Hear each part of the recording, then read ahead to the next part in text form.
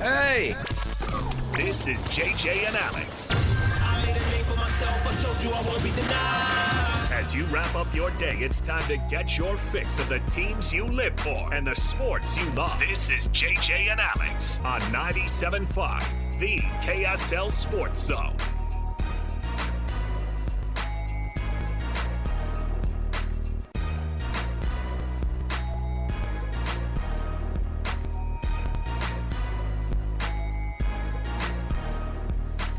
What's going on, everybody? Welcome to the program.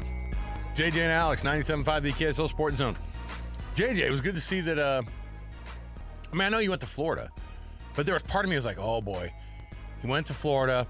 He probably got one of those spray tans to be like, I'm always, but look, it stayed into day two. Do I look like a guy that would get a spray tan? The spray tan type?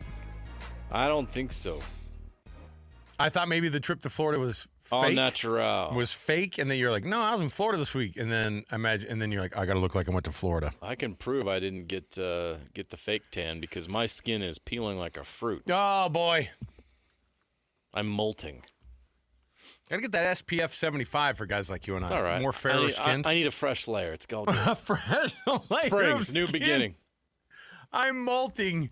That's not how it works. That's a bad message to the kids. Put the sunscreen on, kids. I bet you're like me, though, too. You put it on, and it still doesn't necessarily help all the time. Dermatologist screaming at the radio dial Hey, right now. I had to get idiot. I had to get massive. What they do is they get the melon baller out. A scooper. They scoop out a lot of Gross. your skin on your head, man. That's what I had because I'm of the fair skin type, and I have no hair on top, and so that's a bad combo. That's a double whammy. But you know what's funny is he was like, because we're in the same category too. Napolis, listen, don't do what we did. Us kids in the 80s who didn't even know what sunscreen was until we were about, 17? Or at least we didn't think that it did anything. I had a pool in my backyard growing up in Texas. Oh, man. Hot as heck. And he's like, did you have a pool growing up? I was like, yes. And he's like, yep. And you're probably born in the, early 80s, late 70s? I said, yep. He's like, yeah. You guys are getting my kids through college. That's what he said. Yeah, he appreciates your business. You guys, he's like, this was a 30 years ago issue for you. And I said, oh, yeah, for sure. All right, welcome to the show. Yesterday, we were lacking in local sports, being able to deliver the Jazz off, the Mammoth off. No live games. But, of course, the National Championship was staring us in the face last night, and we had some money on the line at my house. The kids don't put up money. Mom and Dad do. Whoever wins the Kirry pot gets $50, and there's no second place bull crap either. You know what I mean? Should you be saying that over the radio? Is this legal? No. We just whoever wins our family one, we just give them money. And I was like, hey, it's a little prize. Fair enough. It's not like the kids bought in. Hey, Maeve, you're 5. I'm taking some money out of your account. You're going to be gambling against your will. No, it's a little fun thing for everybody to be able to watch. Teach them while they're young, right? Yeah. By the end of it, with Michigan winning, Hank got the pot. Congratulations, Hank. And he's like, just Venmo me. Just hit me with Venmo. He's only 11, but Got his own Venmo, huh? Okay. So the 11-year-old won, the 8-year-old got second, the 5-year-old got third. We were down at the very bottom. All the people that thought that they knew something about sports. But what happened last night was at least a way better game than we got in the previous ones.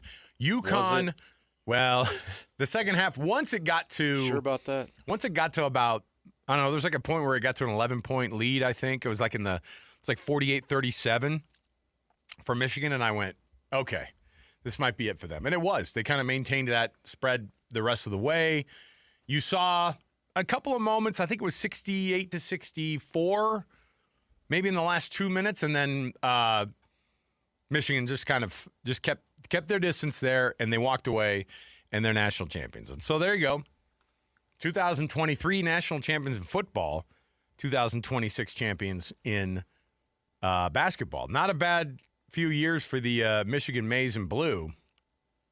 I mean, it was weird for their football program over the past 18 months, but winning covers up everything. And as is evidenced by the fact that Michigan is on some kind of roll, man. I mean, obviously they have their history in all the different sports. They've been around a long time. It's a great school, all those things. But more importantly, the SEC doesn't get a chance to take a bite of the apple again. It's been a rough year for the SEC. Isn't that wild? Yeah. Not even in the final. No Final Fours. No teams. Final Four teams. Alabama looks like a No Final Four teams in football or what? Ole Miss. Who made the semifinals I this think year? did Ole Miss? Yeah, Ole Miss went to the semis. But again, like we said when it happened, we were like, SEC people were like, yeah, I guess they're in the SEC, but that's not the ones we were talking about being our rep. They don't count. I was like, I don't know if that's a real thing. So let's kick off the program here because the dominance, of course, by Michigan in basketball this year, capped off by the one shining moment of winning the national championship over UConn. Let's kick it off right here. It is The Cut, top of the program. It's time for the biggest story of the day. This is What Made the Cut with JJ and Alex on 97.5, the KSL Sports Zone. Michigan starting to take control a little bit. 45-37, Cadeau, three, top of the key, got it! Oh, the three, Cadeau looks to the bench and stalks up the floor. The first made three of the game for Michigan. And a timeout, UConn, 48-37. The Wolverines with their largest lead. Rebound loose, scooped up by Gale. He'll throw it to the other end of the floor. Caravan tracks it down with 2 seconds. With one, he throws it to half court. And since 1989, there's been a blank space in the Michigan trophy case. Will write their name, Michigan, the 2026 men's basketball national champions. They knock off UConn 69-63 to win the school's second men's basketball championship. There you go. That was the moment. I told you that was the moment that felt like, all right, they turned a corner. They turned a corner here. Now, the national championship game, the Fab Five went to the Natty, right? And that was the Chris Webber timeout? Yes. Was it against North Carolina? Is that what it was? Yes. Yeah, so it was, but 89 was what? Is that Glenn Rice? That was Glenn Rice yeah. and I think Ramil Robinson, if I remember right. Glenn Rice, what did he still against Seton Hall, and it was right before Hurley played for Seton Hall. Danny Hurley played for Seton Hall, and I don't remember which years. I think it was after that, though. But it's interesting how the little bit of a crossover that existed there.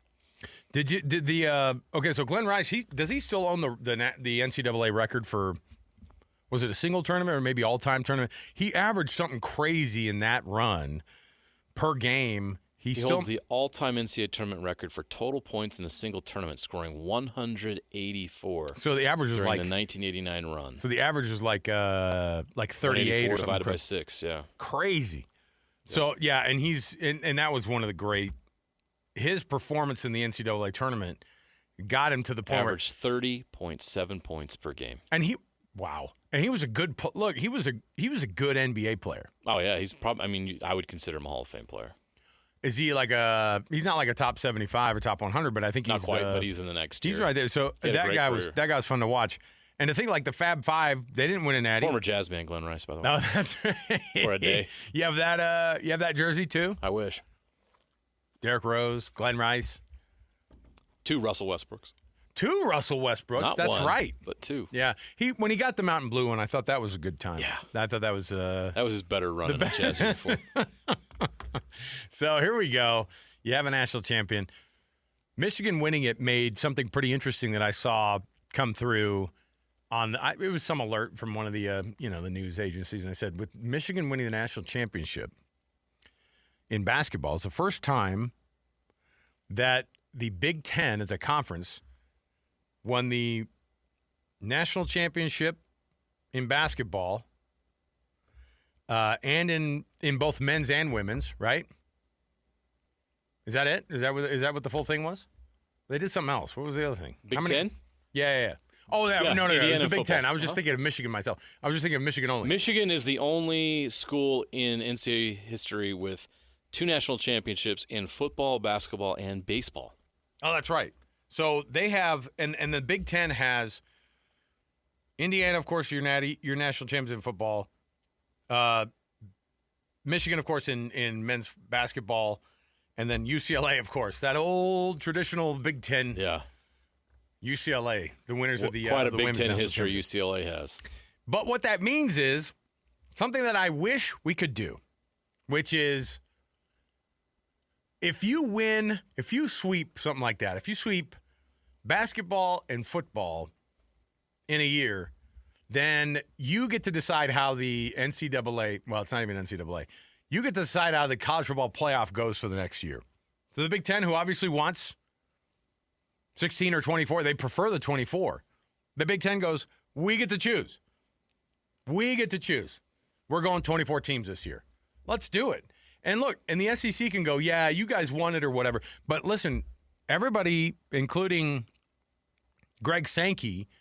Now, Greg Sankey's the kind of guy that'll pretend like nobody is still. He really does believe like, no, the SEC is still superior. I think the Big Ten's just gotten lucky the last couple of years. That's the kind of attitude that a guy like Greg Sankey would have. And he'd go, I don't worry about our institutions. We're the most important people on the planet.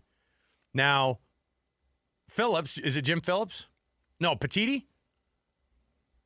Yeah, is it Petiti or is it one is the ACC and one is Big Ten, and I just got him flipped in my head.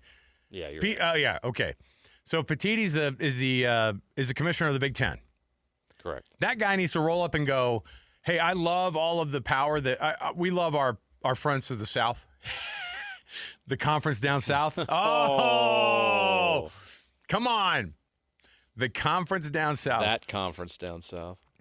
The SEC's all the conference out west and up north, and actually some to the east, and a lot down kind of in the Midwest and South too. So if you win it, Petiti should be walking around town with that chest puffed out, and you shouldn't be able to push everybody else around. Now, does the SEC still get a lot of good TV ratings? Yes. But the Big Ten is still, I would say the Big Ten probably gets more television ratings, generally because the mass populations of our country are gathered in places where the Big Ten lives, and that's correct. Where television tends and they're cold weather climates where people are more likely to be inside, either in Right. their homes or in bars. Right. Depressed about their lives. Wait, what? Watching games. So my thought is that the Big Ten, are we watching a changeover of the guard? We certainly have seen it in football.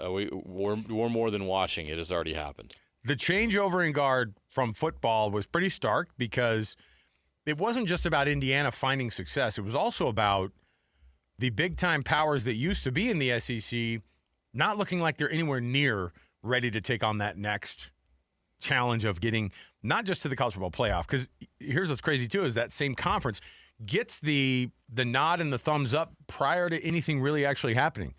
We're waiting for people like Notre Dame, or not Notre Dame, like Alabama. Notre Dame's also in that. We're waiting for these programs. Your Alabamas, your Floridas, your everybody out of the SEC, look at it and you go, LSU. People are looking at Lane Kiffin and they're going, man, I hate that guy. But probably preseason number 7. Like, you know what I mean? How they do that? They're like, I hate that guy. Man, LSU's going to be really good. In the same breath. Because they just give the automatic, like, even though LSU's been an absolute mess over the past few years, they get a new coach in who's had relative success over at Ole Miss, obviously. I mean, the most success of any coach at Ole Miss. But compared to, like, Alabama and the expectations of places like even LSU in comparison to Ole Miss, like, I mean, throw Texas in there, Oklahoma. Yeah, those are teams that get the automatic, like, hey, you're a big blue blood. We're going to give you the benefit of the doubt. We'll put you in the top 10 before the season starts. And I hope that people look at this and go, the SEC has had its fair share of success, but the Big Ten is better in basketball and in football, obviously, too. But the ACC is not the power in basketball that it used to be. The Big Ten and the SEC in basketball, people look at and go, those are your standards for basketball, probably in that order. And I think that a lot has changed. And I think it's changed for the better from a quality of talent standpoint. From the competitiveness, I don't think it has gotten much better. But I mean, think about the Oregon Indiana game was that the semifinal? That was one of the semifinals? Yeah. Indiana and Oregon. What was it? 50? It was already like 35-0. It was embarrassing. It was terrible. It was terrible for Oregon. And that's not competitive, obviously. Luckily, Miami put up a fight against Indiana, the national championship game. Otherwise, we would have been watching. I mean, frankly, the game last night, you knew how that thing was going to end when it got to about that point, when it was with about 8 minutes or 9 minutes left in the game. The thing that you talked about yesterday, what did you call Michigan? Just a meat grinder or something like that. They're just gonna. Well, UConn was going to slow the game down to a snail's pace, and they would have to out-rebound Michigan, and they did. Yes. Everything UConn had to do to win that game, they did. They held them to just 2 of 15 shooting from 3. They out-rebounded them 46-39. Who out-rebounds Michigan? UConn found a way to do it. And they did everything they possibly could to win that game, and it still wasn't enough. 13 more free throws made for Michigan was really the difference in the game. And that's what to make up for the discrepancy in the three-point shooning. UConn made 7 more threes than they did. 2 for 15 from the line from behind the arc, and they won the national championship. It's crazy. But you look at the numbers for Michigan, and this is one of the most dominant runs we've seen in an NCAA tournament in quite some time. They won their first 5 games by an average of 21.6 points. Goes to the point of what Jerry Palm said yesterday, right? Yes. He's like, they just blow everybody out of the water. Well, they're the first team to score 90-plus points in 5 consecutive games in a single tournament, all time. And they won all games by double digits, including the national championship game that was considered a close game that UConn slowed down to a snail's pace. They still won by 13. Right. They won all the games by 13. Sorry, they did not win by 13. They won by 6. But the other games, they won by at least 13 points. They absolutely dominated this tournament, and it's one of the most. I mean, that Arizona team was really good. They beat them by 18, and it was actually worse than that. Yeah, I was going to say it was tied 30. for the largest margin in a 1 versus 1 seed game. It was 30 at one point in that second half, and I think Arizona made it like not as embarrassing. And another thing that's interesting about Michigan is they were 8-23 2 years ago. They pulled their coach from Florida Atlantic after making an incredible run to a Final Four with a team that never even sniffed the Final Four. Dusty May is top 3 coach in the country right now, if not the best coach in the country. Well, that's why I think it was North Carolina's first choice, right? Oh, it was him or Tommy Lloyd was the other guy. Lloyd. But I think either way. They thought they could go get those guys, and they couldn't. Because why would those guys leave where they're at? I'm glad they both stayed. And frankly, I don't know how long Michigan's going to be good because it's hard to put together. Well, here's an interesting thing. You bring up how good is Michigan going to be? All their starters were transfers. I know they showed that yesterday. The only team in the only team like in the latter stages of the tournament, in the Elite Eight, Duke was the only one that had everybody that started at that school, and they're still there. Yeah. I mean, congratulations, John Shire, because that bucks the trend like crazy. I don't care what your institution is, but yeah, was it all 5 guys played at different schools at some point? Yeah, for Michigan. Yaxel Landenborg played at Arizona Western and Yuma, Arizona. It's crazy. The guys that they pulled together and cobbled together in that team, and then they became one of the most dominant NCAA tournament teams we've seen in the modern era.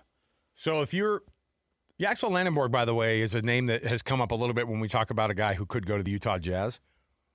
And because I think he's a top 7 pick, right, in the draft, top 5 to 7. He's in that top 8 range, someone that they would absolutely consider and probably work out depending on where they're at. What do they get with Yaxel Landenborg? You get size. You did not see his best. Yeah, he's hurt. Last night, he was compromised. There's no doubt about that. But he's 6'9", 240. He averages 15 points per game this year. He can rebound. He averaged 7 rebounds. Good shooter. I love that size, man. So the size is 6'9", 240. I mean, that's a power forward. You watched him last night, and he was compromised, but you see physically what he is. So he'd be Cam Boozer after Cam Boozer goes. That type of I think so, yeah. Because same position, same body build. Yeah. I think Yaxel might be slightly more athletic. Okay. Is he as good offensively as Cam Boozer? No. I'm just trying to prepare Jazz fans to be excited about. Is he athletic about or more athletic? I would say yes. When they pick Yaxel Landenborg at 7 in the draft, I mean, I hate to do it to us, but I have to prep my brains for this. He shot 37% from 3 this year at 6'9". That's pretty awesome. I just feel good. I don't feel good about what the draft looks like, but I feel good about going.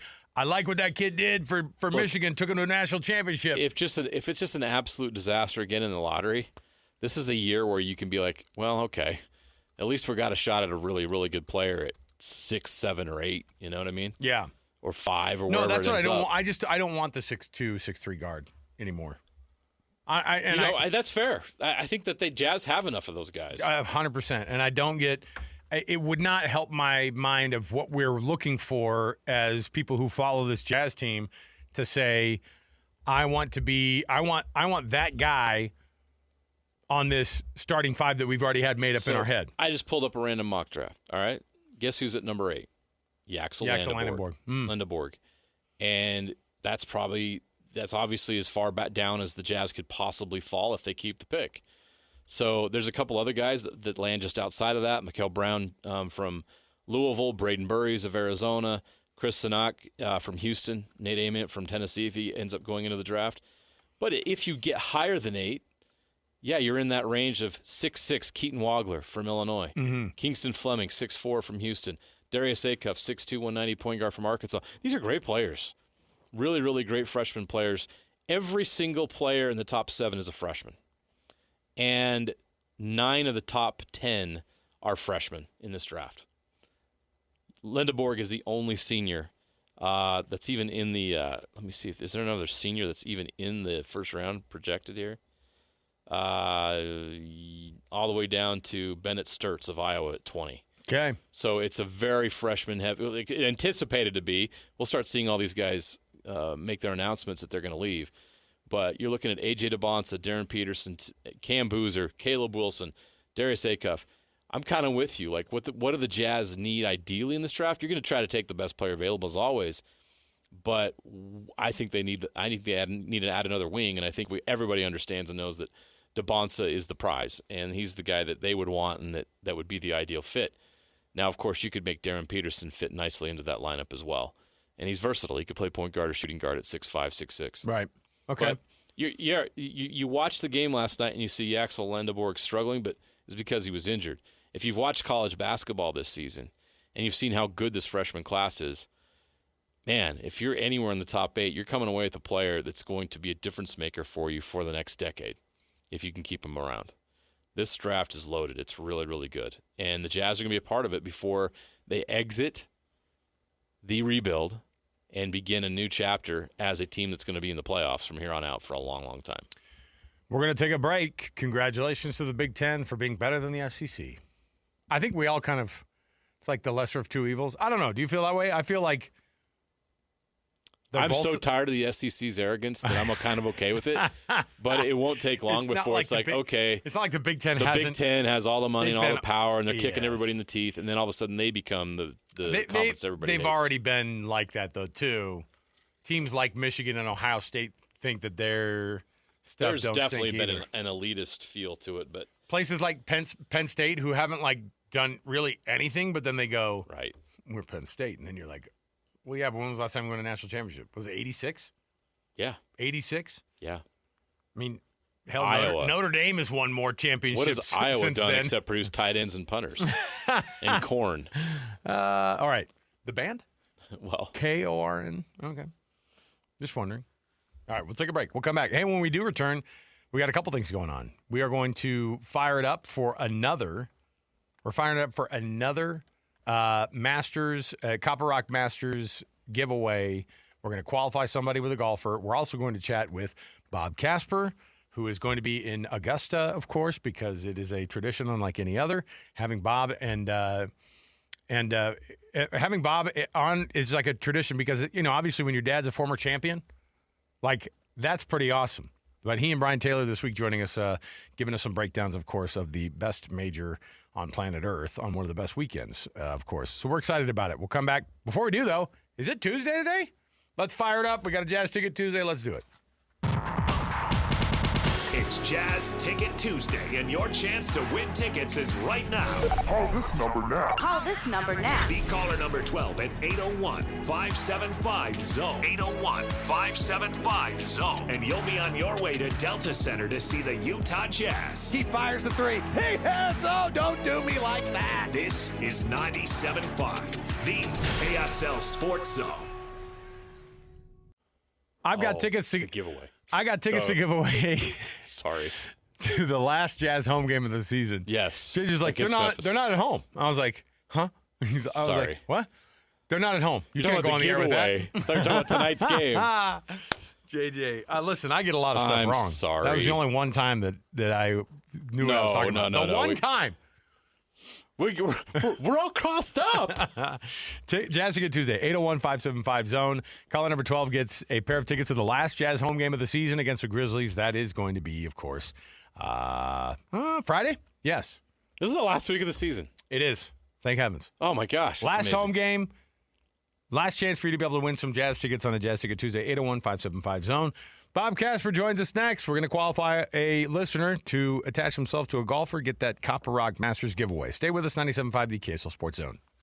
Ladies and gentlemen, The biggest name. You're locked into JJ and Alex. With the insight and analysis on the teams you can't live without. This is 97.5, the KSL Sports Zone.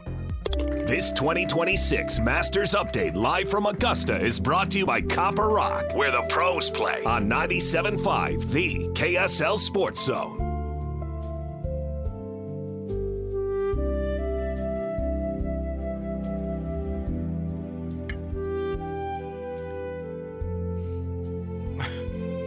What music is this? Are we looking through the hourglass right now? What are we doing? Is this the beginning of a soap opera? Or is it just the poor man's, we didn't pay for the rights to the Masters music? Oh, yeah. These are the days of our lives. I get it. For commercial purposes, you get the Trashters version of the music. This is not a tradition unlike any other. Look, Nice try, though. Look, it's just like people this week are making their own pimento cheese sandwiches. It's not the same if you're not there at Can the you Masters. do that? Or is Are you allowed- some somebody- lawyer going to show up at your house?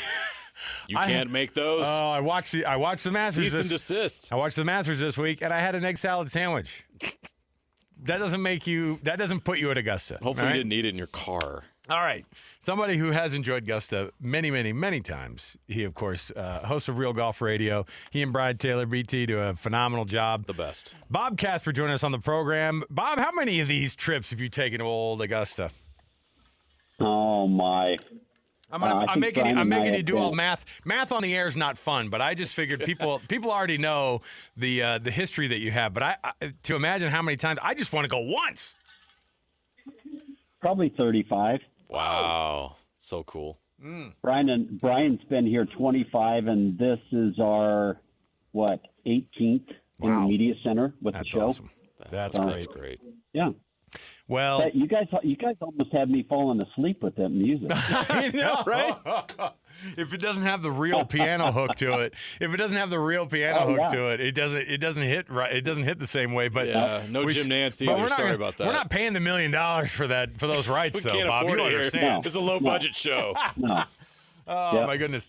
Well, we were bummed to see Tony not get into his first Masters since 2018, and his first major since 2017. He's been in every one of them since 2017. It's quite the run.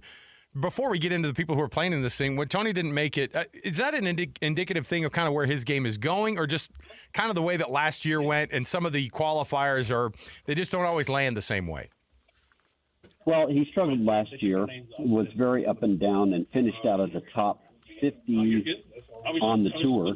And because that happened, if he would have got into the Tour Championship, which he's been in the Tour Championship just about every year, if he was able to do that and get in the Tour Championship, then, of course, he would be here in the Masters and exempt to play in every single major championship. So because he finished out of the top 50 and because he's outside the top 100 in the world, then he doesn't get into the Masters. And it'll be interesting to see which of the majors he's automatically exempt for, but I would think maybe not the U.S. Open or the Open Championship, probably the PGA Championship. When you look at the field now, Rory McIlroy got his last year, and that was such a special moment. That monkey's off of his back. Who's that guy that has the pressure this year? Does that fall on anybody, or do you think that's not really a thing in this year's tournament? Well, I think the pressure was the buildup of Rory needing to get the Masters for his fourth leg of the career Grand Slam, and he didn't get it till his 13th try. So 11th try as far as getting or playing for the career Grand Slam. Mm-hmm. So, I think that was the big pressure. As far as the pressure for anybody else, I don't think it's sniffing being as close as Rory's was last year or the last 10 or 11 years. Now, having said that, you've got guys that have finished close, like Bryson, or Justin Rose, who's finished second 3 times. And Phil Mickelson was one of those guys that finished a second a bunch of times and then was able to get one. So there's not the pressure with anybody like that. And there are definitely some guys that could really get into the mix of this that are really good players.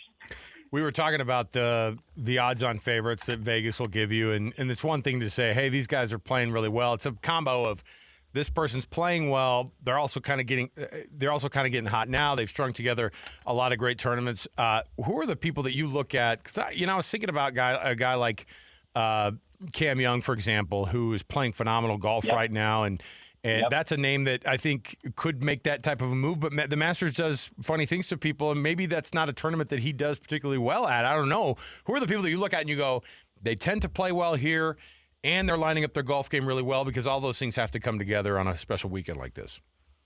Well, Justin Rose played in 21 Masters, and he's had 3 runner-up finishes, and he lost to Rory last year in the playoff. He's lost in 2 playoffs here. So I think if you're going to look at an older set guy, a guy that's been around here, has matured in his play around this golf course and understands the golf course, I would say Justin Rose would be a guy that you got to look at. Cameron Young definitely hits it long, hits a high draw. All those things promote really good play or the ability to score on this golf course. So he's definitely one that I would look at, Cameron Young. Maybe Bryson, by virtue of his play last year and just missing out and wanting to come back and play well. And he's coming off of 2 wins on LIV at the last 2 weeks that they've played. Mm-hmm. Matthew Fitzpatrick, who won just a few weeks ago, another good player that has a chance. Xander Schauffele, another one that has 2 majors now already. He's got the Open Championship and the PGA Championship, but this would be the 3rd leg of the career Grand Slam where he'd go on and win this one and win the Masters. Of course, Scotty. Let me see who else.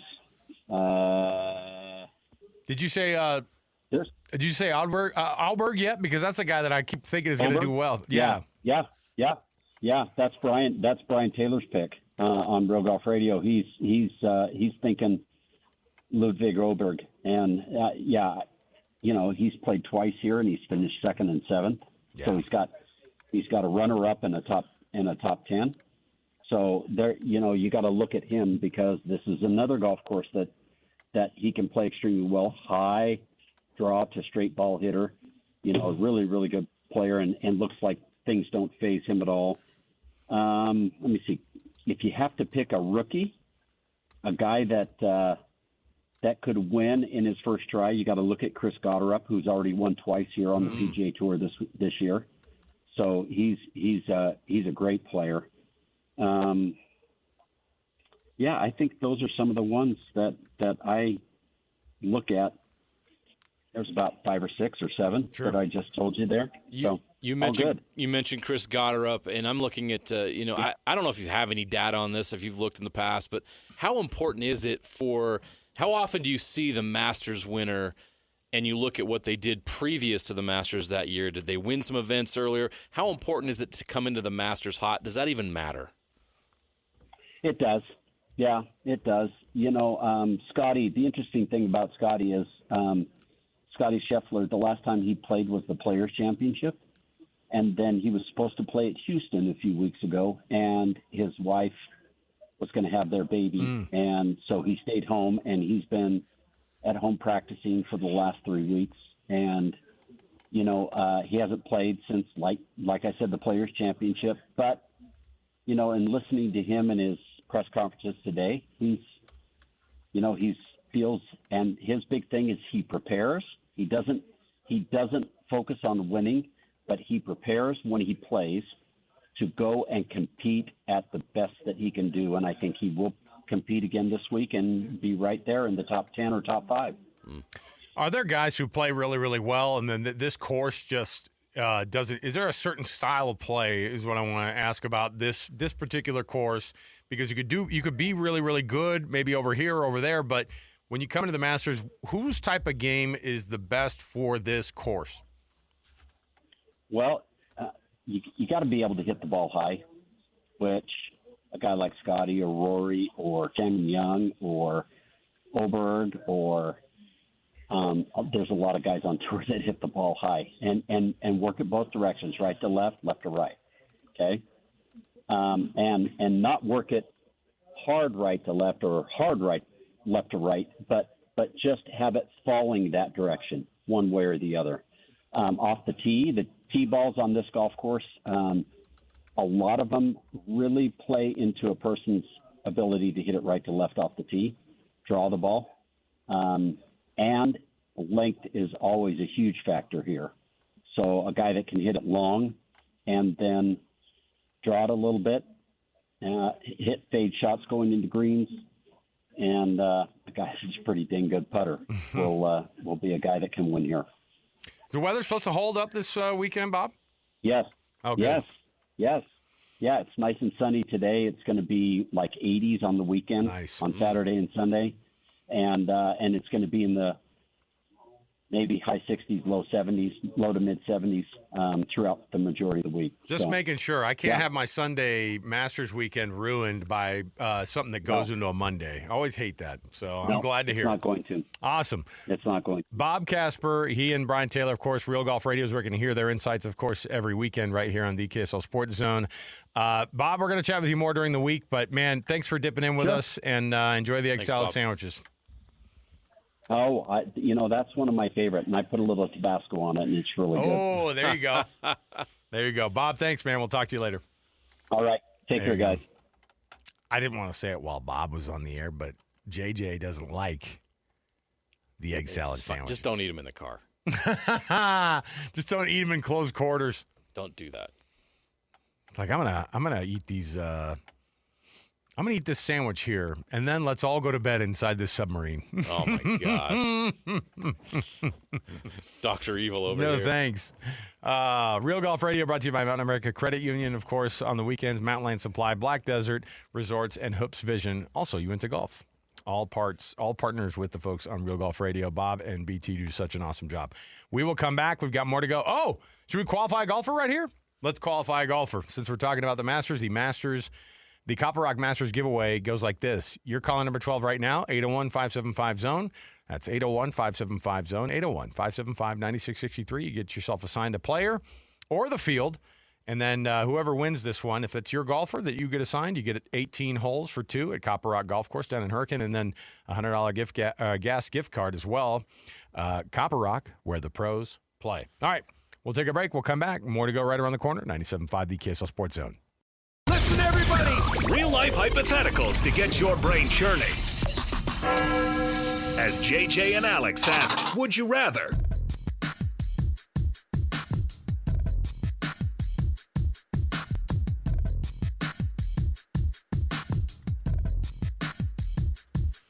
All right, everybody, welcome back.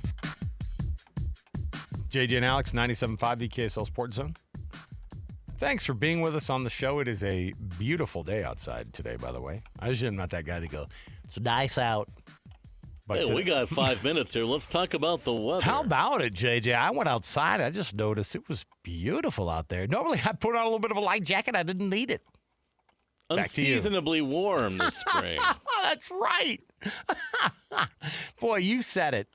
Hope the blossoms are okay. Don't want to lose my fruit this year. Oh, boy, now we're getting into some hilarious stuff. You start talking about, I had to cover my tomatoes this last weekend. Tomatoes. JJ, you've been to Empower Field, yes?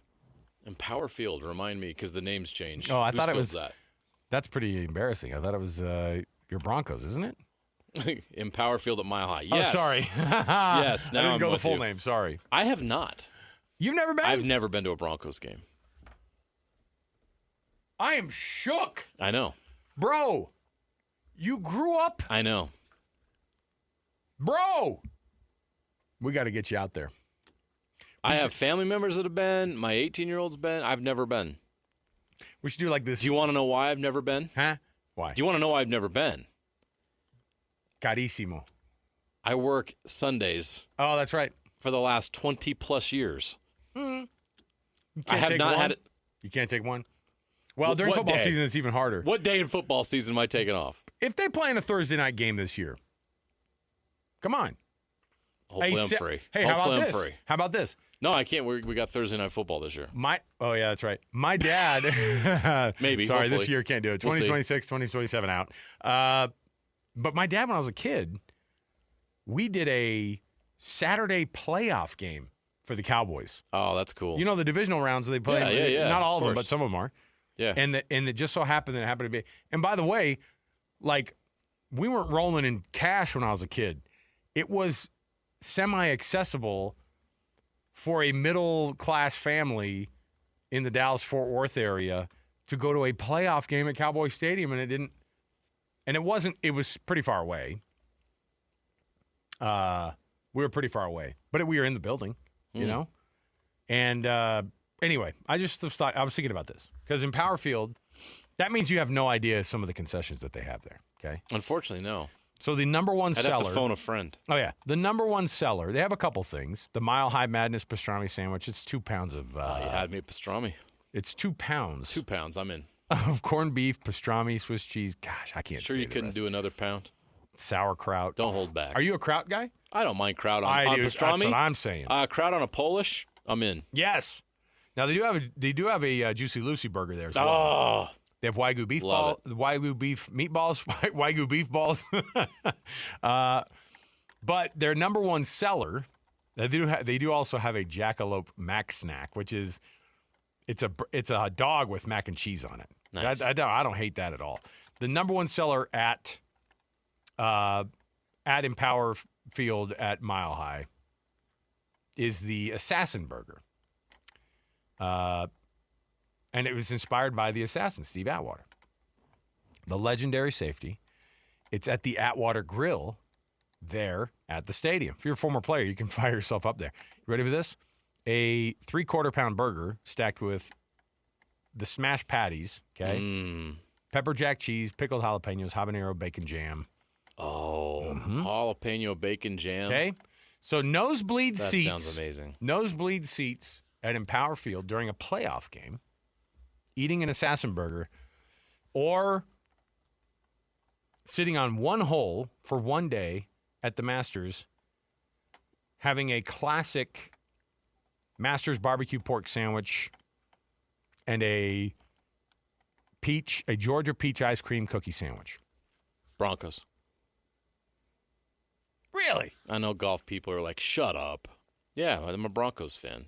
Like I just told you, I've never been to Empower Yeah, Field. when you said it Mile like High. that. See, I assumed I you'd would gone. watching my Broncos in a playoff game, eating that burger Yeah. sounds amazing. Oh, and just because you'd be eating the burger, and it would also be seasoned with the tears of joy that you'd be Oh my eating gosh! the burger. Now with. look, it's not lost on me how special it would be to have Right. that kind of a Masters Yeah. moment. Mm-hmm. You know, spare me the pimento, but you're talking about that. I'm not talking that about pork the sandwich. The pork sandwich is also the pork sandwich is the number 3 seller. Egg salad and pimento are, but I think people get those not because they like egg salad and pimento. It's because they're like, I'm at the Masters. The pimento cheese sandwich is maybe the most overrated thing on planet Earth. Pass on the fart sandwich. I'm having the I'm having the barbecue pork. Which one's the fart sandwich? The egg one? Yeah, of course. Yeah. Gross. Full of protein though, right? Come on. Is it? And Duke's mayo.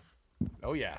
All right. We'll take a break. Before we do, Win Ticket Wednesday tomorrow on the program. You're going to be able to win tickets to second week in a row. By the way, we're giving away Weezer, the Shins, and Silver Sun pickups at the Maverick Center coming up on September 15th. You can win those tickets tomorrow, or you can go livenation.com, get those tickets today. We'll be doing this giveaway during all the programs tomorrow on our Win Ticket Wednesday, so stay tuned. We'll take a quick break. We will come back. When we return, let's talk Mammoth. Let's talk about the rest of the season with Travis Yost. He covers the NHL for TSN. He will dip in on what this team's doing right now late in the season and how they can maintain that wild card 1 spot. Stay here, 97.5 VKSL Sports Zone. Your home for the best coverage of the Jazz, Utes, and Cougars is right here on The Zone. This is JJ and Alex on 97.5, the KSL Sports Zone. Welcome on in, everybody. Happy Tuesday to you. It is a Jazz Ticket Tuesday in about 25-ish minutes. We'll be giving away another pair of the Jazz final home game of the season. Jazz Grizzlies coming up on Friday. The Mammoth firing it up at home tonight. Get a nice national audience with an ESPN puck drop, and it's going to be 7:30 here. 6:30 is going to be your pregame right here on the KSL Sports Zone. That's going to be over on 1280, yes, Annapolis? 97.5 will be taken over by the home of the Utah Jazz, who are also playing tonight. They get an early start, so we got a shorter show today thanks to the pregame firing up between the Jazz and the Pelicans. Hey, don't freaking blow it now. This is a bad team you're playing, Jazz, but you've been working so hard to be the worst, and we're almost there. Okay? So that's what you got tonight. Starting up at 5 o'clock, your pregame, 6 o'clock tip-off with the Jazz. But let's talk Mammoth first. Let's kick it off here, as we always do with the cut, top of the program. One of our favorite hockey people to talk to. He's Travis Yost. Let's do it. It's time for the biggest story of the day. This is what made the cut with JJ and Alex on 97.5, the KSL Sports Zone. Travis Yost, our guest. He covers the NHL for TSN, and he does a really, really good job of doing it. And we love having his fiery opinions and takes on all things NHL. Travis, we know that you share a lot of other time talking to other markets about this, but we assume that you like talking to us the most because we're the fired up new market in the NHL. And, man, this Mammoth team's starting to look pretty good. Welcome to the program. It sure beats going on Toronto radio and talking about, well, here are the 50 coaches you could hire next week. Oh, my gosh. And then talking about escorting Austin Matthews out of town. That's an awkward conversation to have at some point. But, hey, we'll take him here in Utah if he's available. Now, We might get to that here in a minute. We could. But okay. to the matter at hand, though, the Utah Mammoth are right now in that first wild card spot in the West. It's the only place you can really be if you don't have a cajillion points in this Central Division, which the top 3 teams do, and they are really, really good. But this Mammoth team, what they've done from the last time that we talked to you to now, and that is on the verge of going to the playoffs, on the verge of capturing that wild card 1 spot, which I think is so important for them. Still some games standing in their way, but how have you seen this team improve and face some adversity and still be able to stay in that spot? I think they look fantastic. I mean, they've dealt with slumps like every team in the league does. People look, Avalanche feels like the Avalanche clinched a playoff spot in November, and it's probably true. But even the Avalanche have went through stretches this season where they don't look the same team. So, to me, a good measure, especially over an 82-game season of a good team, you're going to have a slump or two. It's just inevitable. Can you contain it to a week or two and not a month or two? And that's by and large what the Mammoth did. They dealt with some let's say poor injury luck around the winter months, December into January. Dylan Gunther going down, Logan Cooley missing time. But as we kind of look into the setup into the playoffs, I'm kind of where I was on the Mammoth back in January-ish. I'm in the same boat now, which is I think they're the 4th best team in the West. That also means, by the way, they're the 4th best team probably in their own division, to your point. And there's obviously a little curious playoff format seeding that the NHL does. I use the word curious so I don't get yelled at because I can't stand the format. But as it stands right now, I think that they would be a likely favorite in a series against Anaheim. They could be or should be a favorite in a series against Vegas, and they may even be, let's say, odds even against an Edmonton Oilers team. In that, we don't know who's going to win the Pacific, but I like the Mammoth in all 3 of those matchups. Now I will say this, and you kind of led into it with the ESPN game tonight. Can I sell you guys on Game of the Year for the Mammoth right now? No, I'm in. I'm in too. You didn't have to sell it all. I was just talking about this because if you first of all, you've never beaten the Edmonton Oilers with the name Utah associated with your name as a franchise. They got to get that monkey off their back a little bit, especially if they do end up facing them, because then going into the playoffs, if they have to take those guys on, and they've never beaten them before, that's got to stick in their mind. It's not just the head-to-head matchup too. To your point, they have been a thorn in Utah's side, either predating this year or even this year for that matter. But let's just look at the math here. I mean, Utah, by the way, we talked about this back in January, but this pace is held. If the Mammoth close the season as we expect, by goal differential, this is the best team that has ever been on the ice for either the Utah or Phoenix, Arizona Coyotes franchise by goal differential this season right here, right now. So that's number one. Number two, that puts them 40 goals clear of the Anaheim Ducks by season end. I mean, that is a pretty significant gap. For context of how big that gap is, that's like Utah staring up at Colorado, right? So, if you can win in regulation against Edmonton and force Edmonton and Vegas to play each other in that 2-3 matchup in the Pacific, and you draw an Anaheim team that, among other things, has rode the coattails of an 8-0 shootout record to an 87-point and potential winning the division. All this to say, I think Utah not only they're 99% likely to qualify at this point. They basically need a point or two to get in. If they win in regulation tonight, they're all but in number one. They push Edmonton down. They elevate Anaheim up. And this team absolutely should not be thinking we made it to the playoffs. What an accomplishment. At this point, considering how good the Mammoth have been, and I mean that, they really should be thinking, how do we go in and win a round in the playoffs? And I think if you've got Anaheim on the ice, even if you're the road team in that series, that's a matchup the Mammoth should want, and it's one they should win. I agree. Tonight's the most important game in Utah Mammoth history so far because of everything you just said about the stakes in this game. But then on the flip side of that, if they don't win tonight and they don't get the points, with 5 games left, they're only 3 clear of the Kings and 4 clear of the Predators, and the Predators are coming to Salt Lake City on Thursday. If they don't win tonight, how nervous should Mammoth fans get? Is that enough to hold on with 5 games left in the season based on their schedule, or do they need to sweat this out a little bit if they don't win tonight? Yeah, they can afford. No one ever wants to hear this, and usually when you say something like this and then the team rattles off 3 regulation losses, they're looking to hang you in a public square, so I get it. But, truly, the Mammoth really need a point, ideally 2, to really get in, so to speak. And, again, everything this team has shown us all year is, they've looked awful in stretches. They've looked dominant in stretches, right? But on net, they're more often than not going to win a game. And you got to hope that this team is good enough to find a path into an overtime game or two. I mean, there's a world where they go 0-3-2 down the stretch and pretty comfortably get in. And one other thing that I want to emphasize, to your point, Nashville, white hot. I mean, the Blues have been white hot. They're a little further back. The Kings have kind of held on. You've got a bunch of teams kind of still in the rear view, and you can still see them.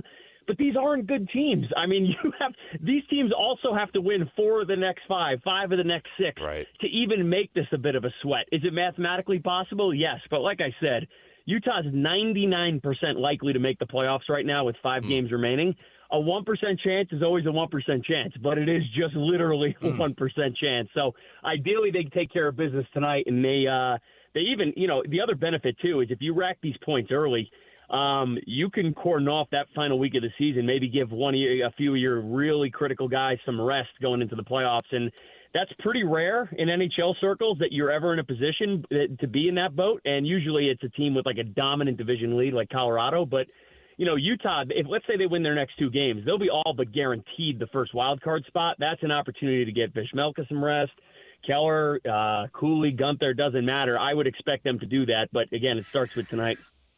Listen to the attitude of a guy going, hey, you could coast into the playoffs enough to rest your guys. No one here has even thought about that because of how, look, when we have the coach on, we have Bear on every week.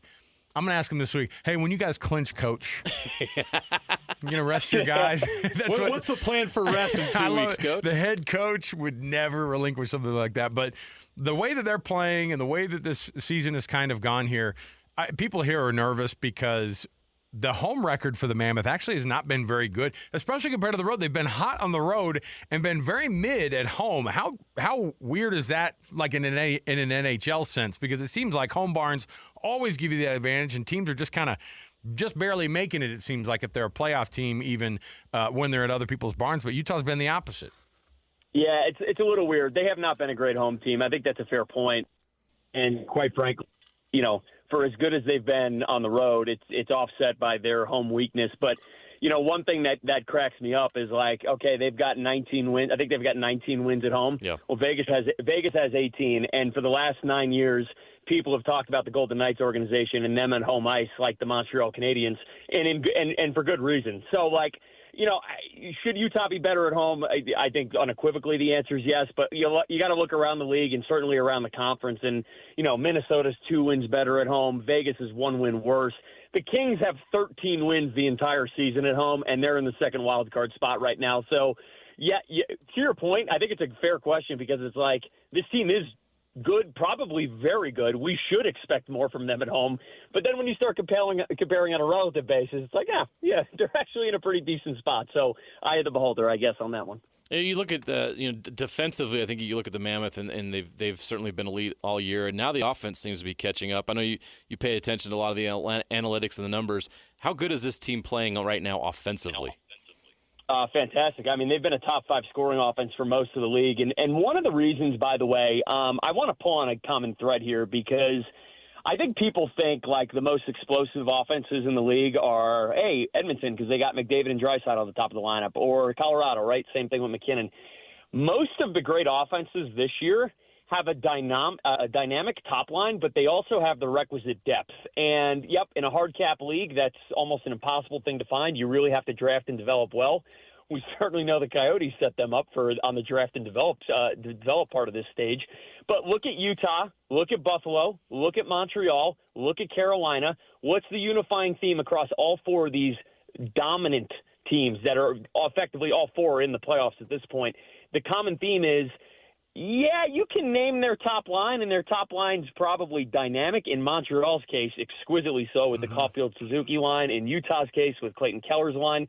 Those are, for my money, by the way, mathematically speaking, the 2 best lines in the second half of the season. That includes the Nathan McKinnon line.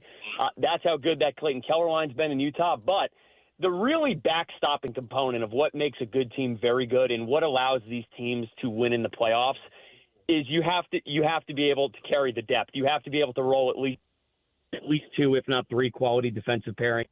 One thing that's not lost on me here is there are for what Utah may lack in the true quote unquote top end talent at their lineup, they more than make up for it because there isn't really a line out there. Maybe the 4th line at times a little bit, but there really isn't a line out there you feel uncomfortable with. And I think, if I'm a Mammoth fan, I really appreciate that fact because I promise you, go look around the league, watch other teams. That is not the case. Some of these teams, even decent teams around the league that don't have the same caliber of depth, sweat for half the night because you're just hoping and praying you're not getting scored on and you don't expect much from the offense, from the group on the ice, offensively speaking, to boot. Meanwhile, Utah is carrying a top 5 offense. I mentioned this earlier today by random chance too, but I think it's worth noting. The best defensive pairing in the entire league by the numbers, and it's not even close, it has been John Marino and Nate Schmidt. They are 30 goals opponents when in strength. There isn't a unit. There is not a defensive pairing in the league that's even above 20 goals better than break even at even strength this year. Whereas Schmidt and Marino, 2 veterans, 2 guys who have played in many different environments with many teammates, they have been the best defensive pairing this year. And what a finding that has been for the organization and the head coach.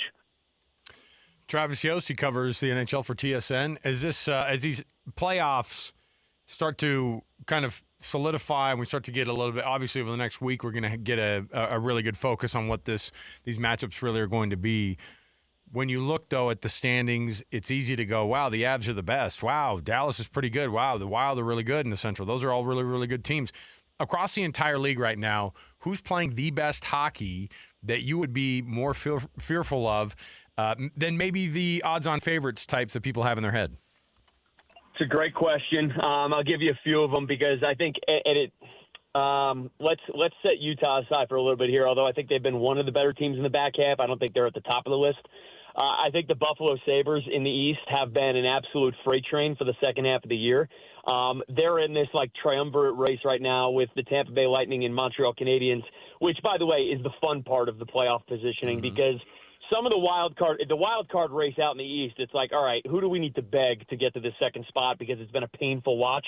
But that race for the first place in the Atlantic Division, it's not just three very good teams. It's three teams that are militantly competitive. Some of the most bad blood matchups on ice this regular season have been the Sabres and the Lightning. Two teams, 1,000 miles removed from each other. But every Sabres Lightning game has been frenetic and crazy.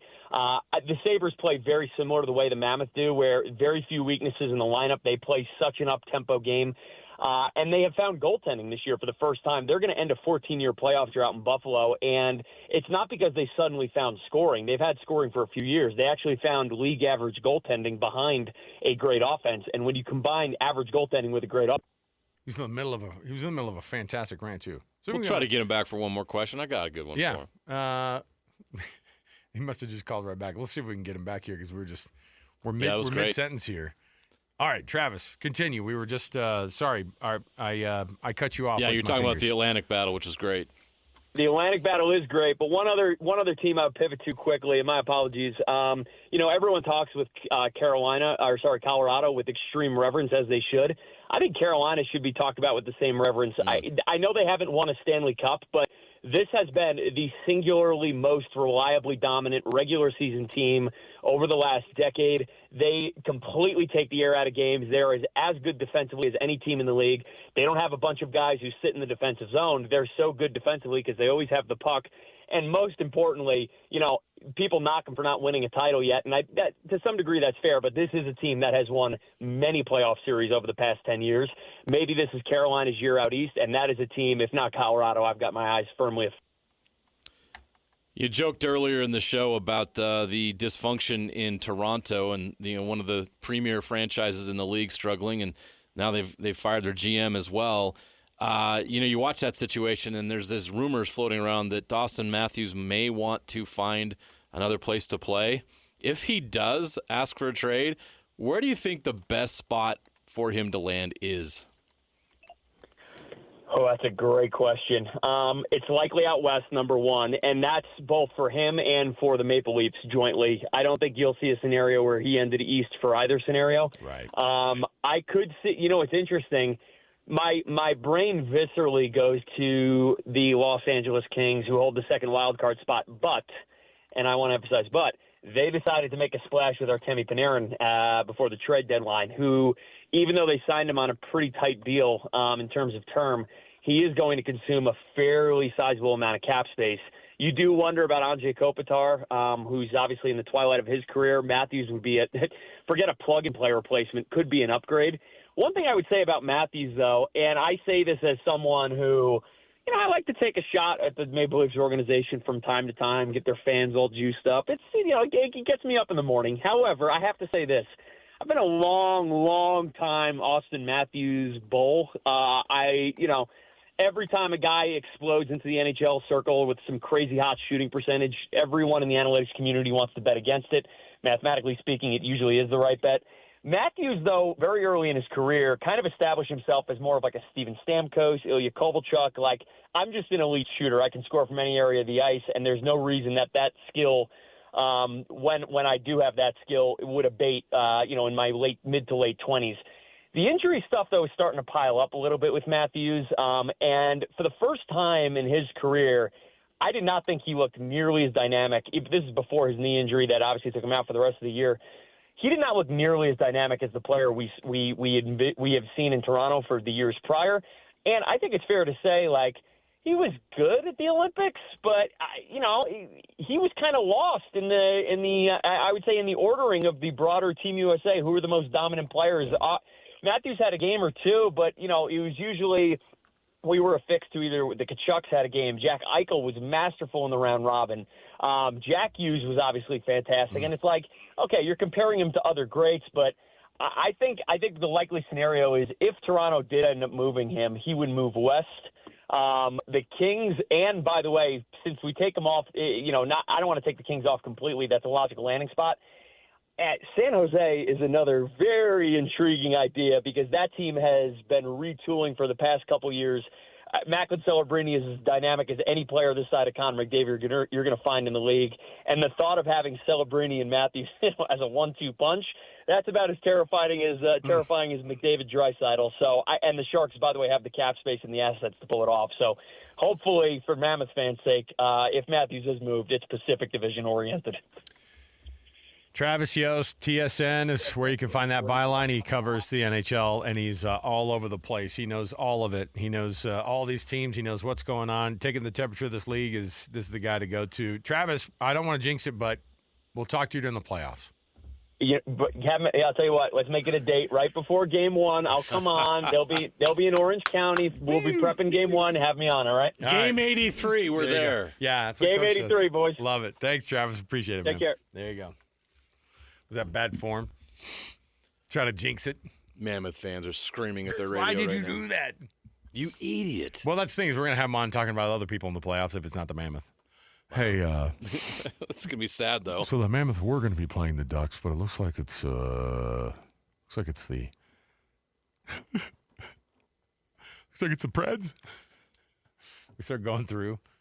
No, I don't think I'm not breaking going that down far. that Kings Avalanche series after the Kings get 8 of 10 points in the last stretch. Stop it! I'm not going to accept it. All right? Okay. Game 83. I'm with Bear, man. Game 83. That's the most important one. We'll take a break. We'll come back. When we do, we've got much more around the corner. Hey, is it a good time to give away Jazz tickets right now? Yeah, why not? It's a Jazz Ticket Tuesday. One more ride for this 2025-2026 Jazz team. You can put the season to bed over here at Delta Center with the ticket giveaway that we love to do every Tuesday. It's a Jazz Ticket Tuesday. It's Jazz Ticket Tuesday, and your chance to win tickets is right now. Call this number now. Call this number now. Be caller number 12 at 801-575-ZONE. 801-575-ZONE. And you'll be on your way to Delta Center to see the Utah Jazz. He fires the three. He hits. Oh, don't do me like that. This is 97.5, the KSL Sports Zone. So what you have to do is just give us a call right now. A Jazz Ticket Tuesday goes like this. Caller number 12 gets 2 tickets to see the Jazz and the Grizzlies final home game on April 10th. That's this Friday at Delta Center. 7:30 is your tip-off. 801-575-ZONE. That's 801-575-ZONE. 801-575-9663. We will come back. We'll assign another golfer for our Copper Rock Masters giveaway. Don't want to miss it. Stay here. 97.5 the KSL Sports Zone. You know what's coming. Your daily deep dive into everything Utah Jazz. It's time. All season long and even in the off season. It's Jazz Daily with JJ and Alex on your exclusive home of Utah Jazz basketball. 97.5, the KSL Sports Zone.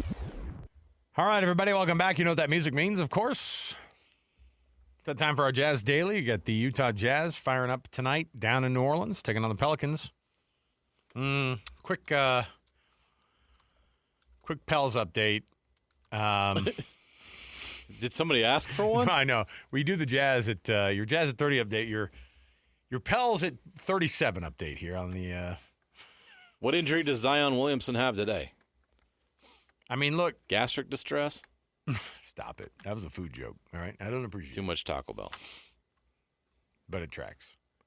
The Pelicans 25-54 on the season. Now, what the Pelicans do right now is their own business because nothing that they're going to do is going to change anything of what happens in the lottery for them. Who do they owe their pick to? The Atlanta Hawks. The Hawks.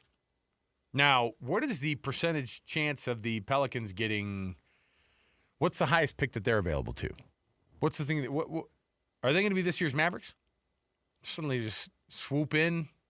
Do Pelicans swoop? They can't swoop. They have no swooping. They don't have the ability to swoop. Hold they on. traded away. They're not a flightless bird.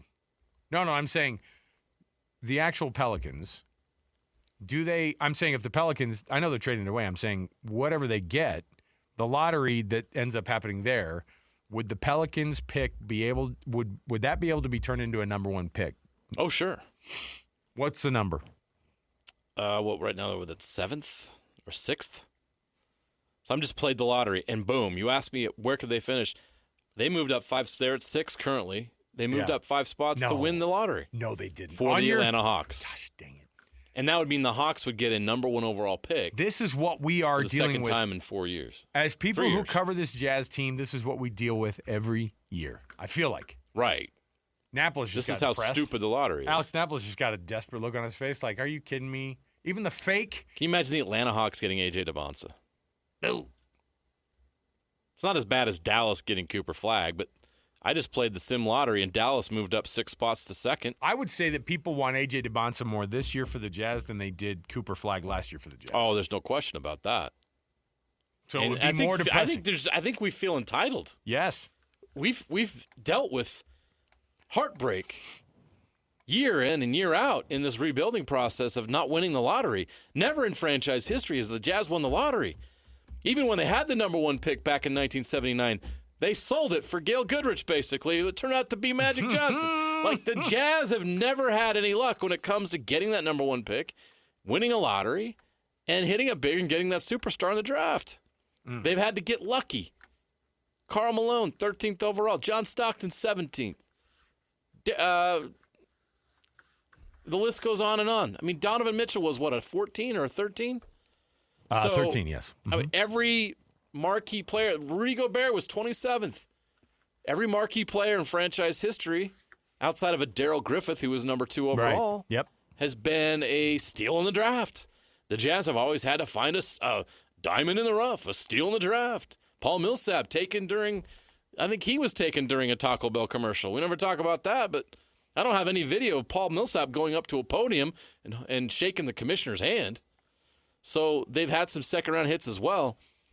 It's just this feeling now is it's due. It's time. It's been 50 years that this franchise has been around. It's time for the Jazz to win the lottery. And if they get screwed again, it's just going to be like, got to be kidding me. Unfortunately, you don't have to worry about the lottery anymore after this year for a while. But it would be nice on the way out to at least get a nice parting gift. Speaking of a parting gift, the New Orleans Saints and the New Orleans Pelicans are owned by, any guesses? A little Pelicans quiz for you. The Benson family? It is the Benson family. In fact, Okay. it's just Gail. Bang. It's Gail. Oh, yeah. Who? Tom passed away. What did you say? Yeah, Tom's Tom, no longer with us. Like I said, best parting gift ever. Yeah. NBA team, NFL team. So New Orleans has a Gale, too. New Orleans has a Gail, and she's actually considered one of the most active and on top of it owners in the league because here's the other thing is she's a native New Orleansiano. She's a Don't look at me. She's native of New Orleans. So any guesses on the mascot for the New Orleans Pelicans, of course, is a pelican. Yes. Any guesses on his name? Pete? Really close. I think it's Pete in French. Pierre. You got it. Pierre the Okay. Pelican. That makes sense. I'll That give it tracks. to you. You know what? I'll give it to you. Is Pierre Pete in French? I think it is. Okay. Yeah. I knew that. I knew that. Hold I'm on. smart. Of course. So let me see here. Now you're going to get to the Google translator? Pierre is the standard French masculine given name and the equivalent to Peter in the English language. There you go. There you go. Boom. Look I at got me. it. Look at me helping you guys out. Thank you. The arena that they play in is the Smoothie King. I love Smoothie King. It's one I've of my been in that favorites. arena. I know. I have too. I love Smoothie King Center. Woo! That hosted the Sweet 16 game when in 2011, Jimmer Fredette and Oh, yeah. BYU playing Florida. If you're not pumping out, look, if you're at the Sweet 16 and you're at the Smoothie King Center, if you're not pumping out some Sweet 16 smoothies, like, come on. I've never enjoyed a Smoothie King myself. I've never been to Smoothie King in all my travels. Oh, I'm trying to think of other trivia that we should know about this team. Got to get to know your Getting to know the opponent. Pels. Yeah, of course. Can you name anybody that's starting tonight for them? Oh my heavens! Seriously, who's starting tonight for them? Brandon Ingram still playing? No. Remember when they walked him out of town too? What are Yeah. they doing? What are they doing down there? Rebuilding. Who's the best New Orleans Pelican who's ever played on that Anthony Davis. team? Okay. CJ McCollum. Was Chris Paul a Pelican at some point, or was he just a Hornet? No, he was just a Hornet. He Okay. played on the New Orleans, Oklahoma City Hornets. Remember those days? What an era. Yeah. Yeah, I wondered if he'd crossed over at any point. Yeah. Yeah, he spent a lot of his years in New Orleans. Yeah. AD, back when he was trying hard, man, he's a good player, man. Okay. I'm trying to think. Drew Holiday was really, really good. So Drew Holiday's on the list, and Baron Davis as well. Technically a New Orleans Hornet, but same franchise. Yeah, same franchise. Yes. Okay. Who would you least wanted to play for? The Charlotte Bobcats or the New Orleans Hornets? The New Orleans. Well, no, the Bobcats. The Charlotte Bobcats. The Charlotte Bobcats, I don't think they ever made the playoff. Well, did they ever make the playoffs in their franchise history? I don't know. I just remember the worst logo in sports history, the worst color combo in sports history. Everything about the history. Charlotte Bobcats is forgettable. Everything. All right. Hey, Napolis is, what's the word on Yusuf Nurkic's nose? Still out. Still out. Not good. Gosh, we're praying for him. I'm starting to worry about him. Should we send him cards? We're praying for that nose, man. Should fans get together and send him a card or something? We do that here, by the way. That's why I say. I mean, there's a lot of people that are willing to do that. Mm-hmm. I'm saying that I think that Nurk, of course, is still nursing the nose. Nurk nursing the nose. Greg Wrubell would be proud. The alliterations. Everybody else is out as well. What else is anything added to this one? I don't think that you still have your normal one. It's just going to be the same because I think that Ace is out, right? So Flip is going to play. We were wondering about the back. Probably, Flip. He's going to play. Yeah. Now available. At a local Jazz franchise near you. He's available. Okay? No Ace. No Harkless. Collier. Key. Still out. And, of course, Nurk with the knee. Are they listing Lowry's as is they listing it still as the hip? They just say, okay. It's not personal reasons or something or illness. Okay. Just wondering. Still the hip. All right. How's this one go down, JJ? The Jazz better lose. Save it. We got a lot. We still have one more segment to go. Well, then, I didn't. I said they better, but I didn't say they would. All right. We have ourselves one more time to be able to give away a Copper Rock Masters qualification for the Masters this weekend. Be calling number 12 right now, 801-575-ZONE. That's 801-575-9663. You'll get assigned a player or the field. And if your golfer wins the Masters, this is always fun because you have something to watch the Masters for, not just because you love golf, but because you're going to be rooting for somebody. If your golfer wins, you get 18 holes for 2 at Copper Rock Golf Course in Hurricane, and then you also get a $100 gas gift card to get you there and back as well. Copper Rock, where the pros play. We'll come right back. More to go right around the corner. We'll get you ready for the Jazz and Pelicans coming up. Top of the hour is going to be your pregame, 97.5 the KSL Sports Zone. Accessing. When TV and radio collide. Love it. Wow. This is what you get. You're listening to JJ and Alex. Don't touch that dial. On 97.5, the KSL Sports Zone. Hey, the KSL Sports Zone of Beehive Meals are honoring people that impact the youth sports in your communities. You can nominate the youth sports volunteer that you know for the Beehive Meals Hero of the Week program at KSLSports.com/contests. You can listen every Thursday to our program where we designate a winner based off of those nominations. It's the Beehive Meals Hero of the Week. They get $250 to Beehive Meals, and we give them a shout out on the socials. JJ, how does this one go in New Orleans at the Smoothie King Center? Jazz lose. Mammoth win. Are they both playing there tonight? Wait, are the Mammoth beating the Jazz tonight? Are they playing the Mammoth Jazz? better not play at Smoothie King. They better be here at the Delta Center. Sorry Jazz about could the confusion. probably lose to the Mammoth. That would be amazing. All right, coming up, you've got Jazz basketball pregame right now. It is 97.5 the KSL Sports Zone.